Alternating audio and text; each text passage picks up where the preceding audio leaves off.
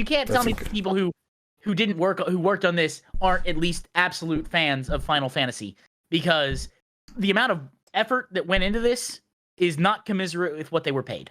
I am willing to say, if there is any man in this world who is a fan of Final Fantasy, it is Naoki Yoshida. Dude has been working on Final Fantasy XIV as his life work pretty much since 2011, when I'm sure everyone knows the story by now, but Final Fantasy XIV came out as an absolute dumpster fire of a game that almost killed the Final Fantasy franchise. Like, it was so bad. Like, the franchise was not in a good state back then. It was just a poor game. People were coasting off the fame of the original franchise, and it was not going well. So they had to basically reboot the entire game, start from scratch, and make it a playable game. And now it's the second most it's veering between the most popular and second most popular RPG, depending on the whims of the World of Warcraft fan base this week.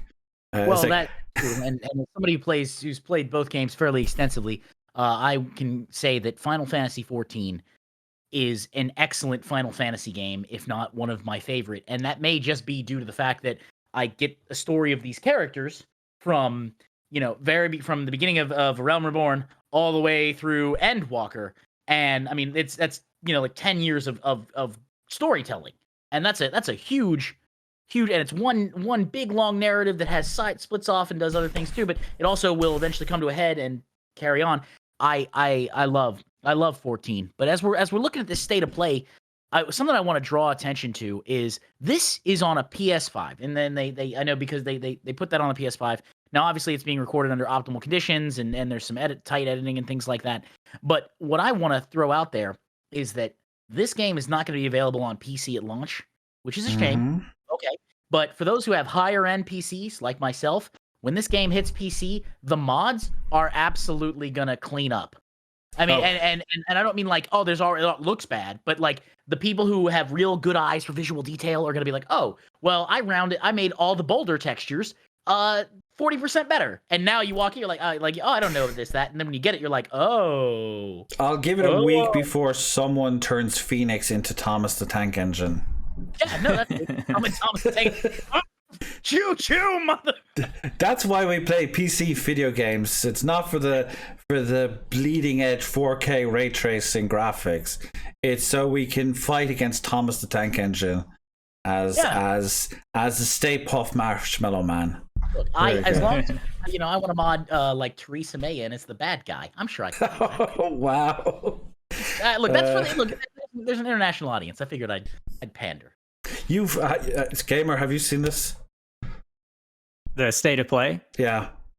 I thought the gameplay looked great. It reminded me of almost like a God of War, with the big epic battles and the way the combat went. I do have to admit, though, I wasn't blown away by the graphics. And I know it's not a finished game, so not to put too much stock into that. But I didn't feel like it looked like a next-gen game to me. That's controversial. Go on. Feel free to. Here's the thing. I think that the peak of game quality now is so high that even if something is exceptional, it's just become so normalized that it's like it isn't, if that makes any sense. It's not. It doesn't blow you away. Yeah, trauma. You're right. No, I mean right there, like literally on screen right now. That's the trauma summon. Oh, go ahead, Tom. Well, comparing it to even like 15, I felt like 15 was pretty much the peak of what that generation could do, like a PS4 or an Xbox One. And I don't feel like this feels like a big step forward from that.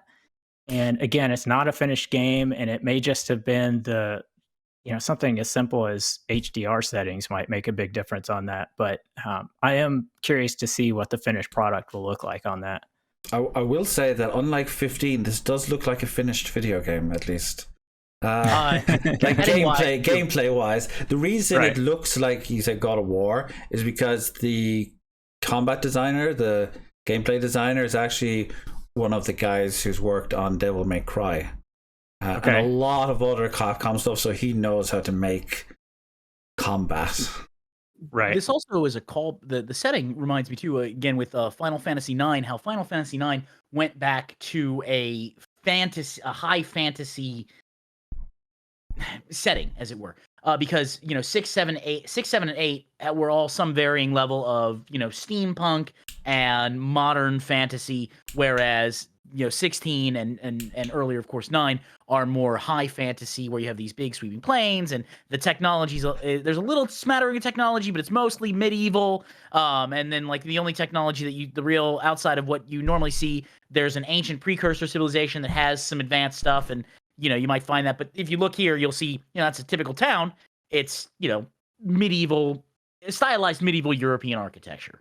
And that's something I really like, the fact that every now and again Final Fantasy will tone shift in their terms of set design, because while I liked a little bit of Final Fantasy Boy Band Edition, I couldn't get past like chapter 3, and I'm like, I don't care.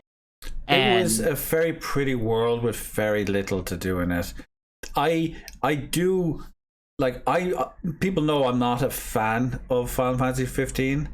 But there are things it did well, like the story. Like I actually really liked how they worked the 4 characters' friendship in with each other. They did feel like a group of long-time friends that were traveling on the road together, and they actually had like a genuine connection that built up through you going through that world. I just felt the core actual combat was severely lacking. And I don't think anyone watching this footage right now could say that this combat is lacking in any way. It looks incredible. My concern with the only problem is I don't have a PS5. My concern with the combat is how intuitive is it to chain these moves together, because that's going to be the make or break point with that. And I've played a lot of Souls games. I don't know. I know Words sometimes will enjoy them, but not at a distance, because of accessibility issues. And that was something that the State of Play really hammered on, was that there are modes that you can play if you are not, and they say, not great at action games. So Square Enix taking a big W there and being like, look, we've made it to where everybody can basically enjoy this game if you want to, even if you're not great at action games. Yeah, if I remember right, they even called that out like several times. Like they really wanted to hammer home, like you don't have to manage your skill tree and all this stuff if you don't want to. One of the coolest things I saw, and I actually thought like people were saying like, oh, there's a lot of QTEs in this game when they saw the trailer, one of the trailers. And what I didn't realize is they gave you the ability so that anytime you have to dodge an attack, the game will pause. And turn it into a QuickTime event, and then you press the button. You get a couple of seconds to press the button. That's optional. I always thought that was like design, but no, that's an optional thing. You can turn that on if you have difficulty dodging. Me, being the sadistic bastard that I am, will obviously have that off and try and dodge everything, because God, I love Devil May Cry kind of combat sort of stuff. But it's great that they've just created that perfect. Like, you can enjoy it, or you can go completely wild and destroy everything, and that's just such a beautiful balance in game design, and completely optional too. And I can't wait for somebody like, listen, as much as I like relishing in the goodness of Final Fantasy, and there are some definitely really amazing things in this game. I am looking forward to it to be on PC. I just am looking forward to people saying like, is this dumbing down Final Fantasy? No. The real rage bait Twitter threads, and the answer is no, it's not. It's other people get to enjoy a game. And on that note, and this is probably going to be a funny thing, if Dark Souls and Souls-likes had an accessibility option mode or something, it doesn't take away from the story. Or the gameplay, because it's optional. Right. And my source, I've beaten all of them on the hard settings. I have gotten good at that, and I, as the arbiter of gotten good, can say everyone can play them. That's There you heard it, folks. The arbiter of got good himself says that It's settled. Because they say like you got to beat it before you can say anything about it. Okay, I've beaten them in accessibility mode, would not harm or change my experience in any way, and other people could play this game. And if we take that concept and extrapolate it to awesome game that's being shown right now, Final Fantasy XVI, yay, more people can play a game. I recently upgraded to a PS5, or not PS5, I wish I upgraded to a PS5. I recently upgraded to a 1360, so I'm looking forward to this game giving my graphics card a bit of a push, because I'm finding I'm just put half my games and just pumping them to ultra, and it's barely even like breaking a sweat. It's like, and since I upgraded from a freaking 1050, that's like 3 times the power. It's like, it's like when I went from my 750 to my 1060. It's like, whoa, graphics, particle effects everywhere. It's like, oh, and half the ray tracing doesn't work in half of the games, but that's welcome to PC gaming. So while we're talking about this, I think I think that Gamer Thumb or Thumb more briefly, when it comes to Final Fantasy 16. What's your prognosis? Are you optimistic about its effects? Are you cautious? Or are you maybe thinking like this could be a case of too much hype early on? Are you talking about the graphics or the game Just overall? the game in general, game, like overall. The game No, I think it's going to be huge. I think the gameplay looks amazing, and I think you have a huge audience of people who are familiar with God of War. And so when I say it looks like that or it feels like that, I think that's intentional. I think they're trying to grab that piece of the audience as well, and that I don't think that's a bad thing. I think that's a great thing. I'm looking forward to playing it, and I'm not, I'm I don't know, 20 hours into Final Fantasy VII. I'm maybe 8 hours into Final Fantasy I. I haven't even touched the other ones yet, but I'm really looking forward to playing it. I think it looks like something I would really enjoy. See, you are exactly the kind of audience that like this is being designed for. Like someone who's like loves the action design of those kind of games, and as fun as the old style used to be, and I love it just as much as everybody else, and I still think there's a place for it. Like Persona 5 is such a high barrier of like artistic style that you cannot like just make an RPG with a bunch of characters just standing there anymore. There has to be something to really make it stand out. And in Persona's case, it's the fact that the menus like move around the screen while you're fighting, and it's just like a feast for the eyeballs. And it's also like the really cool soul creation part of it, where Joker music. The music is fantastic, and the bond with the characters not only gives you a story, but also gives you mechanical gameplay elements. It makes sense that Ryuji's my best friend. Main character gets knocked down. Ryuji's like, hey, buddy, stand up. Come on, we gotta get back here. Also, the Guy Fieri memes of gun, right? Like, for those who haven't seen that, where like they have the Persona filter if it was done by Americans, and it's all the options are gun. Because there's an option in Persona 5 to use your gun, and so I was like, "Oh, that's hilarious." I like the culture around a game, because that'll often tell you how the community will react to changes, criticism, and other people being outside of it. And if it can have a lot of fun with itself, then it's probably not a terrible group of people to interact with. But you'd want to avoid certain things, because there's always. I always thought the Shin Megami Tensei community was just people posting memes, like forever about everything. Like I've always been like, oh man, I love the deep philosophical stories of the Shin Megami Tensei games, and I would love to analyze the commentary in Digital Devil Saga in relation to reincarnation. And they're like, nope, here's memes. So I'll never have any luck. Jack Frost. Jack Frost. Burr. Talking about the new direction, and as far as 16 is going, I mean, did you guys play Octopath Traveler 2? I did not. Did you? I also.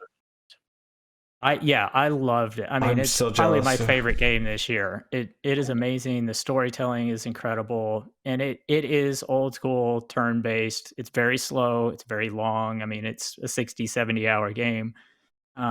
But as great as it is, I don't think it's setting the world on fire as far as sales and that sort of thing. And Yeah. I think anyone who's kind of wanting Final Fantasy to go back to its roots or something like that, if it's going to be relevant on the scale they want it to be, I feel like it kind of has to keep moving the direction it's going. And that's always been Final Fantasy thing anyway. Like Dragon Quest has always stayed loyal to its roots, whereas Final Fantasy is like, we're going to create a completely new revolutionary combat system with every video game. Like, Oh, yeah, well, didn't they make their own? I mean, SquareSoft was notorious for making their own engine every new Final Fantasy. yeah. And, you know, and I mean, I guess that's fine because then you create it from the ground up and everything. Like I said, I don't know. I know that I'm really looking forward to Final Fantasy 16 because again, I like the setting. The combat seems like it would be really cool. And as long as they don't gate content off based on use of accessories, because that would suck. Like They won't. No. Yeah, I don't think they will. And that's something there, especially with Yoshi P being there. I would love to see also references to other games for fans. Not every time, not in every city, but a couple. Like for example, I'd love to see the Wandering Minstrel or the Minstreling Wanderer. I'm sure he's going to find a way to put himself in there somewhere. So we're finally getting back on track and doing these videos on a regular basis again. It feels good. Apologies again for the audio issues. I finally have them sorted, so that shouldn't be a problem going forward, and that'll get me back on track and making videos more regularly again. Please consider popping over to Twitch, TNEQL, same as here, and joining us every second Sunday to be a part of these discussions with the new SideQuest show. Be a pleasure to have you there. Take care of yourselves. Stay beautiful.